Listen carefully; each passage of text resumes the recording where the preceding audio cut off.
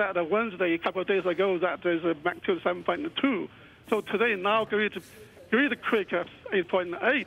So the same area, I believe that is a very active energy release, extremely high at the moment. We can see that. And what is the probability in this scenario of aftershocks, of the country still being rocked by aftershocks? Okay, I'm very sure for this magnitude, this level of quake will cause a lot of aftershocks for a long time period, even a couple of years, still aftershocks. Maybe the rate gradually going slow down, but that will last quite a long period.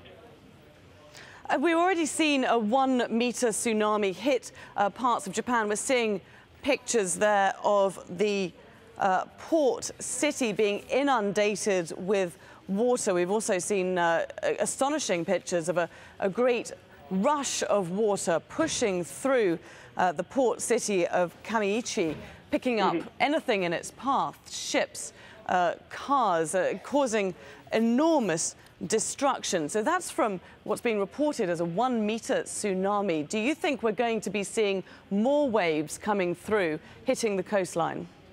I wouldn't imagine, but you can see from the energy that it would be larger, no question about scientifically. However, about the tsunami warning message, I would strongly stress you contact Tsunami Warning Center, because we just basically earthquake itself. About a tsunami warning message, basically from Tsunami Center as a different agency. Okay. We have the same information as you had right now. Okay, Shenzhao Chen, thank you very much indeed for joining us there from Colorado and giving us the scientific perspective from this enormous quake that's hit Japan Friday afternoon local time in Japan. It was initially recorded as a 7.9 quake, since been upgraded to an 8.8 magnitude quake, striking 24 kilometers below the sea. Very shallow, according to our geophysicist we've just been talking to. Now, that quake struck some 370 kilometers northeast of the capital, Tokyo, but buildings in the capital felt the full force of it. And we've also had some pictures from the parliament, from the Japanese parliament.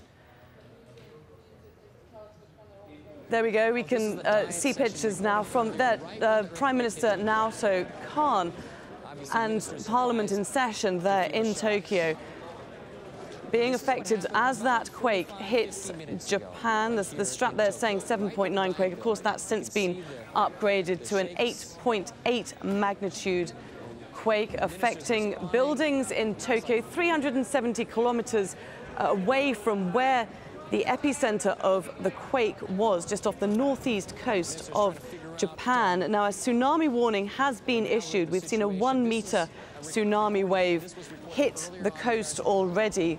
Some extraordinary pictures, perhaps we can bring you, I'm not sure, perhaps we can bring you some extraordinary pictures of the water that rushed through the port city, one port city, picking up everything in its path, from ships to cars, rushing through Kamiichi city there on the coastline.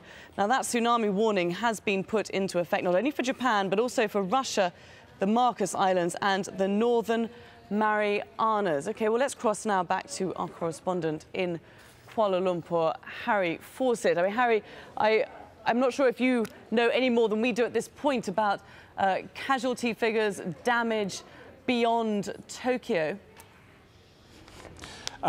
No, nothing definite. We have seen the same reports that you have. That the Kyodo news agency is reporting numerous injuries, but no definite figures on injured or dead so far. As you've seen, that tsunami there striking up in Iwate Prefecture. That's a very far northeastern prefecture of Japan, above Miyagi Prefecture, which is the closest, we understand, to the epicenter of this quake. And it appears to be the water of the tsunami streaming back out to sea, the tsunami already having hit that town, and as you say, dragging all sorts of cars, ships with it. The pictures that you saw before that of the Prime Minister in the Parliament building, Nato Khan, had been under severe political pressure defending himself from the opposition over allegations that he'd accepted political donations from a non-Japanese national, from a Korean national. So it was a big political day for him and for the country, and then obviously just subsumed by what has taken place. The entire Diet building there shaken to its foundations, as was the rest of Tokyo. Indeed, not only Nato Khan, but in the entire capital, indeed the entire country. Give us, just to update us if you can, on the reports we've been getting from Tokyo about the effects that we know have been felt there. Well, a large number of reports of swaying buildings, of damage inside those buildings, people streaming out onto the streets in obvious concern and fear of what might happen. It has to be worth noting again that Tokyo is, of all modern cities, perhaps one of the best equipped to deal with these sorts of events. New buildings for many years now, many decades now, have been equipped with anti-earthquake protection in terms of allowing enough room in the structure of the buildings to enable them to sway and to absorb the impact. So they may move more than normal buildings from side to side, but in fact that's a good sign, because it means that they're not falling down as a result of the sheer power of quakes like this. But this is very different, though, from recent quakes, from the one that happened even as recently as Wednesday. 8.8 is not just a sliding scale of magnitude, this is an exponential scale. So an 8.8 quake is hugely bigger than a 7.3 quake. And so we await really the news of what exactly has resulted from it in terms of damage and in terms of casualties. Indeed, as you say, Japan, no stranger to earthquakes there. It does have a lot of precautions set in place. But do we know whether a warning was issued ahead of this particular quake?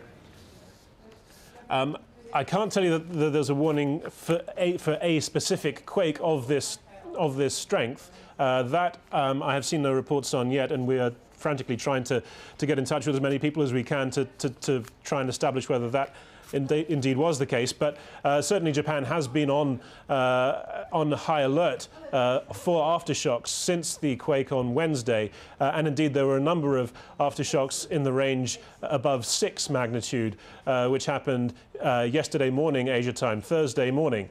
And so certainly the emergency services, the seismologists in Japan, all looking at this location. This is pretty much the same location that the Wednesday earthquake happened and that the aftershocks have come from, and now this much bigger rupture underneath the seabed. Indeed. Harry Fawcett in KL, thank you very much for the moment. Well, we've already spoken to Yukiko Shimahara, freelance journalist in Tokyo, and we can join them again on the line now. You mentioned earlier that you were going to leave your building, you were going to go out into the street. I'm wondering what the situation is there now.